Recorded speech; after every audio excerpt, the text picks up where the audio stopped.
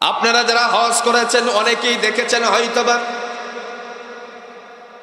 মসজিদ, আল্লাহর ঘর, কাবা ঘর, যেই বাইতুল্লাহ থেকে সাফা এবং মারওয়া পাহাড়ের মাঝখান দিয়ে যাওয়ার পরে কেউ অ্যাক্সেলেটারে, কেউ আবার সিঁড়ি বেয়ে উপরে উঠলে পরে একটি সুন্দর কালারকৃত বাড়ি দেখা যায়। ছোট্ট একটা বাড়ি, সুজান এক বরাবরে ছোট্ট একটা বাড়ি দেখা যায়।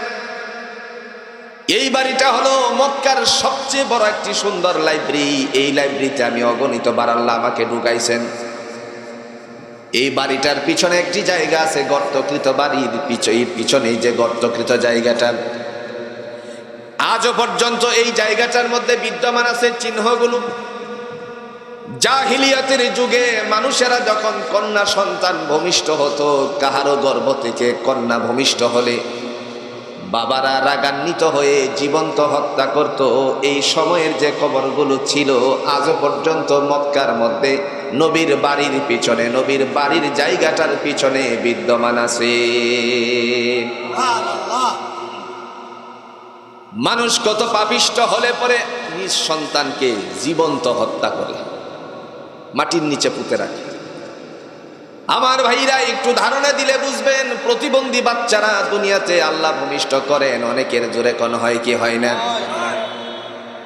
আজ পর্যন্ত কোনো একজন মা তারই প্রমাণ দিতে পারবে না প্রতিবন্ধী বাচ্চাটারে গলা টিপে হত্যা করেছে। কথা বলেন, পাবে নাকি?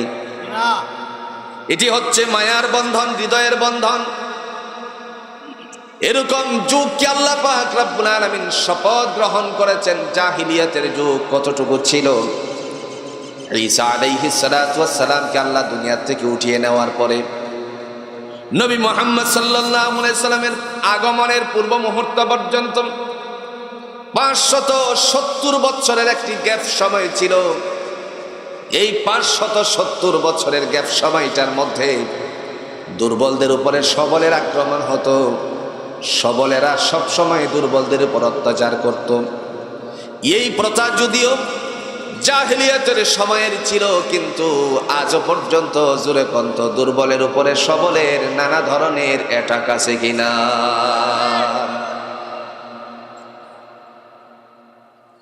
দুর্বলদের উপরে সবলদের আক্রমণ হতো।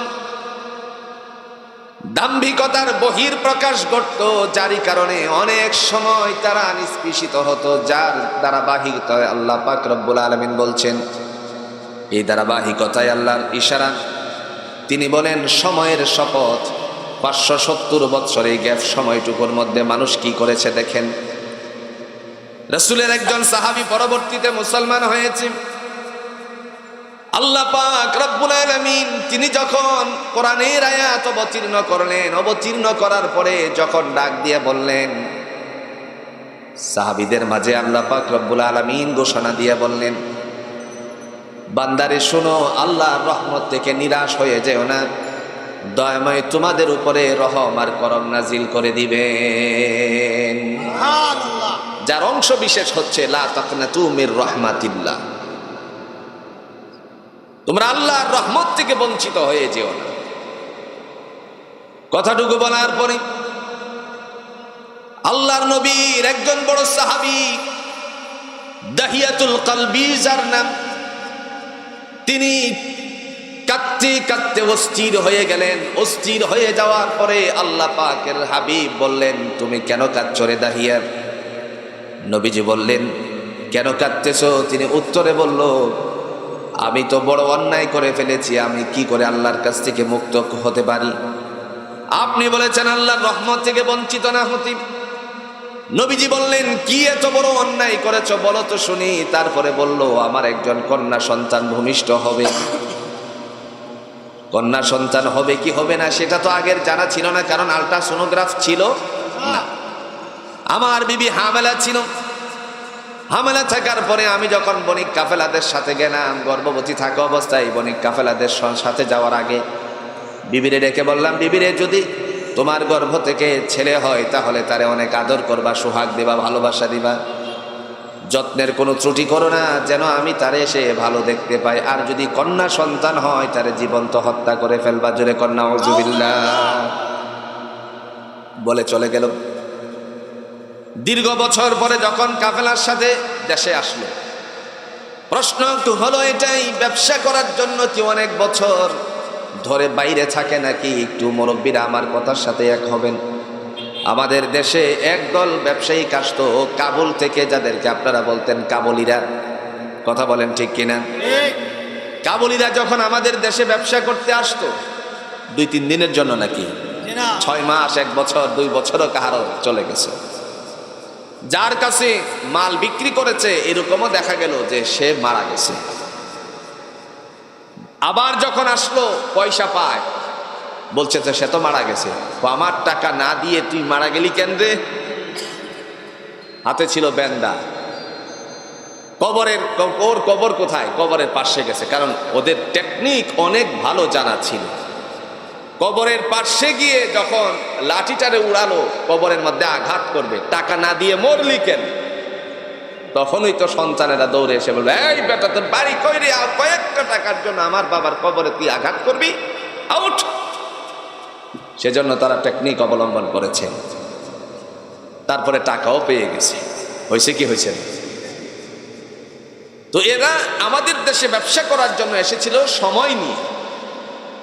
হযরতে দাহিয়া তিনি যখন বণিক কাফেলাদের সাথে আসছেন দীর্ঘ বছর পরে, 2-3 বছর পরে, তখন এসে দেখলেন রাস্তার মধ্যেই সাক্ষাৎ হলো একজন কন্যা সন্তানের সাথে, অনেক সুন্দরী মেয়ে। মাথার মধ্যে হাত বোলালো, কপালে চুমু খেলো। এরপরে আল্লাহ পাক রব্বুল আলামিনের বান্দা এবার ঘরে গেল, গিয়ে বলল, বিবি রে, রাস্তার মধ্যে একটা অনেক সুন্দর মেয়েকে দেখে এসেছি, না জানি কার সন্তান, আমার অনেক ভালো লেগেছে। বিবি মনে মনে চিন্তা করলেন, মনে হয় তার ভালোবাসা সঞ্চার হয়ে গেছে। এরপরে বলল, আমাদের সন্তান কোথায়? বিবি চিন্তা করলেন, যেহেতু তারে আদর দিয়েছে, সোহাগ দিয়েছে, কপালে চুমু খেয়েছে, সেহেতু মনে হয় বললে আর কোনো এফেক্ট হবে না, সাইড এফেক্ট না হওয়ার চিন্তা করেন বান্দি বললেন, যেই বাচ্চারে আপনি আদর দিয়েছেন, কপালে চুমু খেয়েছেন, ওই কন্যা সন্তানকেই আমার আল্লাহ আপনার ঘরে দান করেছেন। মুহূর্তের ভিতরে চেহারা মলিন হয়ে গেল, মুহূর্তের ভিতরেই চেহারাটা আপনার ফ্যাকাশে হয়ে গেল। কারণ কন্যা সন্তান দুনিয়াতে আসাটা জাহিলিয়াতের সময়ে, নবীজি আগমনের পূর্ব মুহূর্ত পর্যন্ত তারা এটাকে অপমান মনে করত। এই সময়টাকে আল্লাহ বলেন ওয়াল আসর, যুগের শপথ। বুঝছেন তো? সময়ের শপথ। ঘরে যাওয়ার পরে বিবি এই কথা বলার পরে সাথে সাথে চেহারা মলিন। কিছুক্ষণ পরে বলল, আমারে তুমি খাবার দাও। খাবার দিল। তারপরে বলল, মেয়েকে ডাকো। ডাকলো। এরপরে নিয়ে চললো। নিয়ে চলার পরে মেয়েকে নিয়ে এক জায়গায় উপস্থিত হয়ে গেল। সেই জায়গাটা হলো নবীজির বাড়ির পিছনে।